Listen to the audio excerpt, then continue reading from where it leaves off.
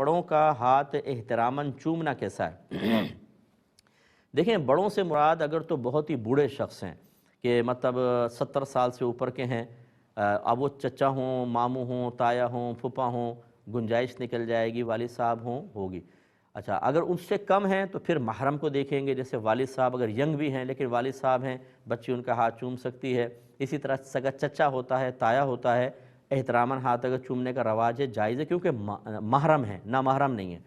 لیکن اگر نامحرم ہوں، اچھا اسی طرح بہو اور سسر ایک دوسرے کے لیے محرم ہوتے ہیں، ساس اور داماد بھی محرم ہوتے ہیں، لیکن ہم اس میں احتیاط کے حکم دیتے ہیں کہ زیادہ کلوزنس مناسب نہیں ہے۔ اگرچہ محرم ہے، بہو اپنے سسر کے ساتھ سفر کر سکتی ہے، اسی طرح ساس اپنے داماد کے ساتھ سفر کر سکتی ہے، لیکن یہ لکھا ہے کہ اگر ساس جوان ہو یا سسر جوان ہو تو تھوڑا سا احتیاط کرے بچی، اور اس طرح داماد تھوڑا احتیاط کرے، کیونکہ اس میں فتنے کا اندیشہ ہو سکتا ہے۔